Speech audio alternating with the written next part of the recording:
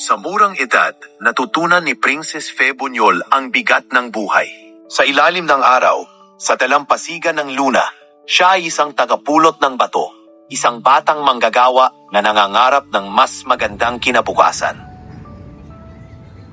12 ti taon ko di nang rugya ka nagpitod iti bato.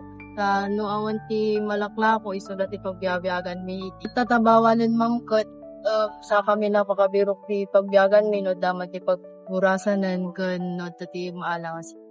Ang tultulong na kanya mi nagpidpidot aya na laeng ama suportara na ti bagbagi na ken ti kaadal anasayaan. Noong 2018, ang Dole Regional Office 1, La Union Field Office, ay bumisita kay Princess Fe sa Luna, La Union upang magsagawa ng profiling.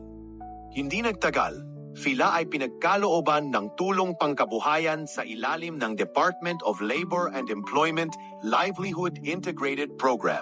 The local government unit of Luna actively assists in the monitoring of livelihood assistance provided to parents of child laborers, ensure that the assistance are used properly.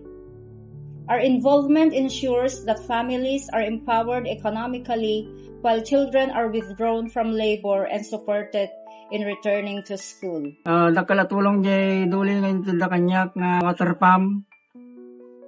Kapuno awan na yan, katagtaltalo na katamo matidanom.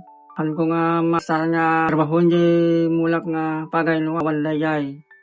Kanagmulmulak iti mais ken mani, adda na jay katulungak no magsibog ko. Noong April 2025, matagumpay na nagtapos si Princess Fe sa grade 12 sa ilalim ng General Academic Strand sa Rimos National High School. Siya ay kinilala bilang honor student na may 93% average at pinarangalan din ng Best in Innovation, isang patunay ng kanyang husay, determinasyon at malikhaing pag-iisip. Agyamyaman kami iti Dole, sa babaan iti assistance nga inted da, kat isu iti pagalalaan nga pagnaynayon iti allowance mi.